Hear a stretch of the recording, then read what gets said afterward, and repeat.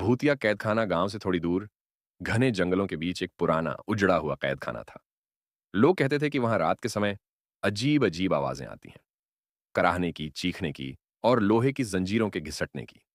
पर किसी ने भी हिम्मत नहीं की कि वहां जाकर पता लगाए। रवि और उसके दोस्त इन बातों को सिर्फ अंधविश्वास मानते थे। एक दिन मजाक में उन्होंने तय किया कि वे आधी रात को उस कैदखाने में जाकर देखेंगे कि सच में वहां कुछ है या नहीं। रात के ठीक 12 बजे चारों दोस्त रवि, मनोज, सौरभ और अजय टॉर्च लिए कैदखाने के अंदर घुसे। दीवारों पर खून जैसे धब्बे थे और हवा में एक अजीब सी बदबू फैली हुई थी। अंदर घुसते ही उन्हें ठंड महसूस होने लगी, जैसे कोई अदृश्य शक्ति उनके आसपास हो। चलते चलते वे एक काले लोहे के दरवाजे के सामने पहुंचे। उस दरवाजे के पीछे से किसी के सिसकने की आवाज आ रही थी। हिम्मत करके रवि ने धीरे धीरे दरवाजा खोला।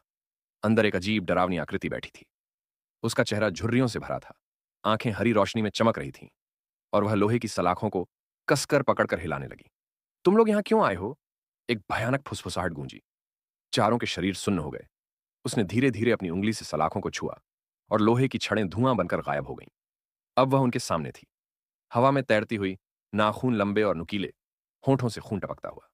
भागो! मनोज चिल्लाया, लेकिन उनके पैर जमीन से जैसे चिपक गए थे। अचानक वह भूतिया आकृति हवा में उछली और रवि की गर्दन पकड़ ली। उसकी आंखें जलने लगीं, शरीर काला पड़ने लगा। अब तुम भी मेरी तरह कैदी बनोगे। उसने एक भयंकर अट्टहास किया। सुबह गांव वालों ने सुना कि चारों दोस्त कैदखाने के बाहर बेहोश पड़े मिले, पर रवि गायब था। आज भी अगर कोई उस कैदखाने के पास जाता है तो उसे एक कराहती आवाज सुनाई देती है।